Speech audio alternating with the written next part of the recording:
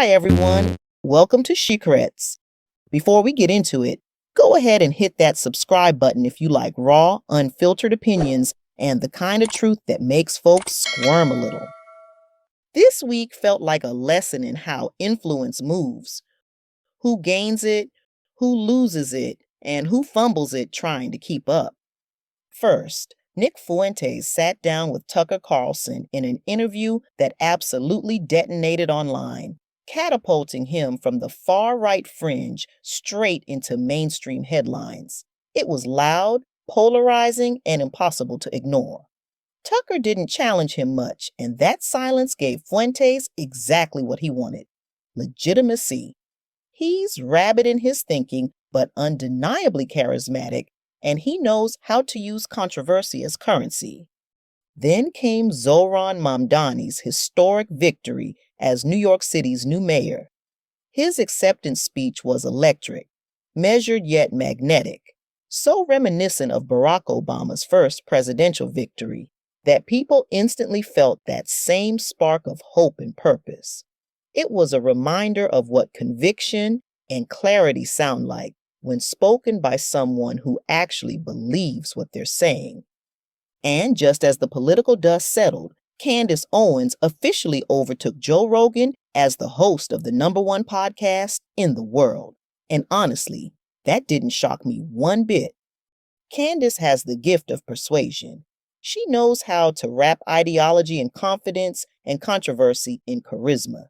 Whether you agree with her or not, she understands the performance of conviction, and that's exactly what keeps her relevant. All of this happening in a single week made me stop and think about influence. Who has it, how they use it, and what happens when they abuse it? Because in the middle of all these bold, conviction-filled figures, one name stands out for the complete opposite reason: Joe Rogan, the man who built an empire by pretending to be above the fray, the self-proclaimed voice of reason who somehow manages to say everything and nothing at once. I've never understood his importance. I've never understood how a man so inconsistent, so unoriginal in thought, became one of the most influential voices of our time. And trust me, I tried. I listened. I watched. I gave him a chance. But what I see isn't brilliance. It's branding. A flip-flopping grifter with no real convictions, drifting between talking points that serve him best in the moment. And now, as the tides of influence shift, as new voices rise, some dangerous and some deliberate, Joe Rogan feels like a relic of a fading era, one where confusion was sold as curiosity and neutrality was mistaken for wisdom. So tonight, we're unpacking how the so-called voice of reason became the shapeshifter of convenience, a man trying to reinvent himself again while pretending he was never part of the problem. Joe Rogan is what happens when mediocrity meets a microphone and the world mistakes it for wisdom, the self-proclaimed free thinker who somehow manages to agree with everyone until accountability enters the room. He's a shapeshifter, a flip-flopper, a man so desperate to reinvent himself that he's now trying to distance himself from Trump without actually distancing himself from Donald Trump. He's hoping we'll forget that he once stood shoulder to shoulder with that movement, cheering it on and platforming it into legitimacy. But we remember how he helped make Trump palatable to millions, how he gave airtime to the grift, and how he became one of the loudest voices normalizing ignorance under the guise of open conversation. Now, in true Rogan fashion, he's rewriting the script. Suddenly, he's saying all the "we should have empathy" things he ignored years ago. He's pretending to have a conscience. But notice, he never names Donald Trump, never calls him out, never says, "I was wrong," because that would require integrity, and Joe Rogan doesn't do integrity. He does vibes. See, Joe Rogan's whole brand is being above politics, the everyman philosopher who just wants to have a conversation. But that's the trick. It's not conversation. It's convenience. He'll mirror whoever's in front of him, One minute he's nodding along with a progressive, the next he's validating a right-wing extremist. He doesn't have convictions, he has algorithms. For example, let's take a look at what Joe Rogan's been saying recently about immigration. Now that Trump is back in power and the consequences of those same policies are playing out in real time. Listen closely to how he suddenly finds compassion when the damage can no longer be denied. Roll clip. Let's just talk about the immigration thing. The way it looks is horrific. When you're just arresting people in front of their kids and just normal, regular people that have been here for 20 years, that everybody who has a heart can't get along with that. No. Everybody who has a heart sees that and goes, that can't be right. That can't be right. That can't be the only way to do this. Right. Because you have to think, look, yeah, we have to have a border. Yes, it should have been secure. Yes, they should make sure you know who everybody is before they get in. Yeah. But when people have been here for 20 years, like, come on, man. That's crazy. Like, let's find a way. If they've been productive members of society for 20 years, no criminal record, they worked the entire time, they paid taxes, find them a pathway to citizenship. Find a way where you can do this thing that you want to do, which is keep terrorists and cartel members from getting across the border with drugs that kill 100,000 people a year. Okay, but also have a fucking heart. Because if you don't, you're not going to get anybody on your side. If you're doing this stuff publicly, throwing women to the ground, handcuffing people, just for existing on the wrong side of the dirt. Not a criminal. Not the only crime they ever committed was coming over here as a kid. They probably didn't even know what the fuck was going on. Man. You know, a lot of kids got snuck across when they were already born in Mexico. And they've grown up their entire life in America. They can't even speak Spanish. So, what you just saw is Joe Rogan trying to soften his image now that Trump's policies are being carried out in real time. The camps, the raids, the deportations. He's finally found his heart, but only after the destruction became undeniable. Now here's the twist. This isn't the first time we've heard this same have a heart message from him. Back in 2018, when he was a Bernie supporter and empathy was fashionable, he said nearly the exact same thing. The difference is, back then, it cost him nothing to sound compassionate. Roll clip. A lot of people online talking about this immigrant issue, and they either don't have kids or they don't think it could happen to their kids. Their idea is, hey, shouldn't have fucking come over here. You get those kind of people. Broke the law. Shouldn't have fucking come over here if you could. You didn't want to get your kids separated.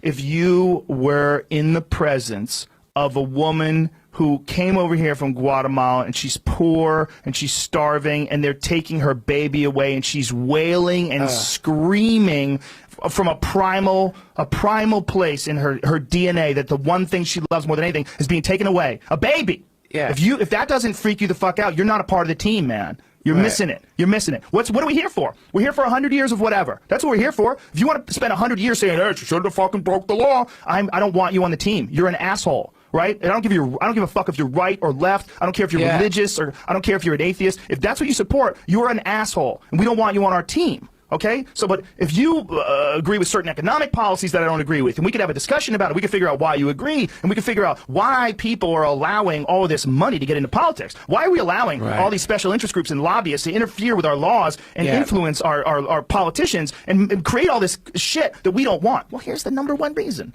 You can't just vote online. You can't just vote. It's not one person, one vote. And that's what makes this whole act so hollow. Because his words didn't evolve, his alliances did.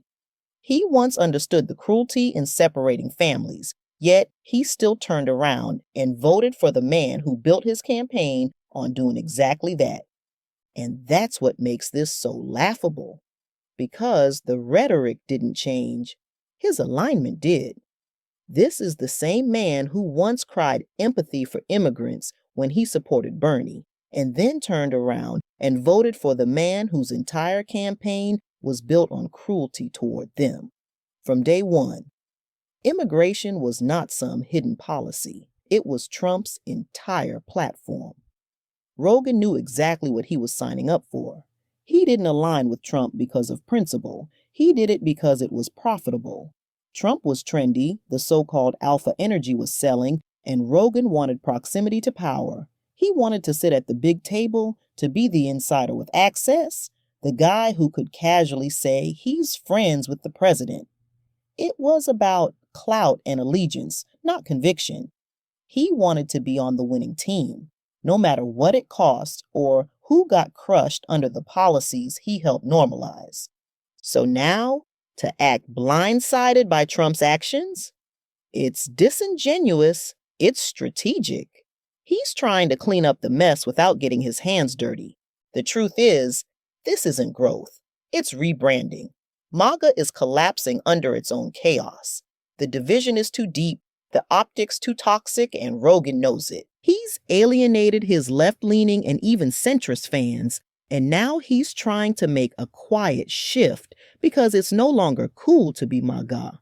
But notice how carefully he does it, never fully breaking away, never bruising any egos in his billionaire inner circle. He'll criticize the policy, but not the man. He'll condemn the action, but never the architect. It's the same cowardice dressed up as conversation. He's trying to appeal to both sides, but in doing so, he's exposed what he's always been, a man who believes in nothing. And, let's be real, he's not a thinker. He's not a free thinker, not a deep thinker. He's barely a thinker at all. This is a man who got rich off reactionary rambling and a platform that mistakes confidence for intellect. After retiring from sports, he should have found something harmless to do, maybe fishing, maybe narrating animal fights on YouTube. But instead, he built an empire off confusion, arrogance, and misinformation. And the saddest part? Society rewarded it. Because we live in a world where charisma beats competence, where popularity outweighs principle. That's how we got Trump as a president and Rogan as a role model. Two men with inflated egos and no moral compass, propped up by people who mistake loudness for leadership. So now, as the MAGA ship sinks, Rogan's quietly climbing into a lifeboat, pretending he never boarded in the first place. He's trying to cleanse his image without confronting the damage he helped cause. But he can't hide behind, "I'm just a guy asking questions" anymore. We've seen the pattern. He drifts wherever the applause is loudest. And when you really step back and look at what's unfolded this week, Joe Rogan's sudden moral awakening doesn't just look laughable. It looks pathetic. MAGA isn't cracking, it's imploding on live television. Trump's Fox interview yesterday wasn't just bad, it was a full-blown meltdown.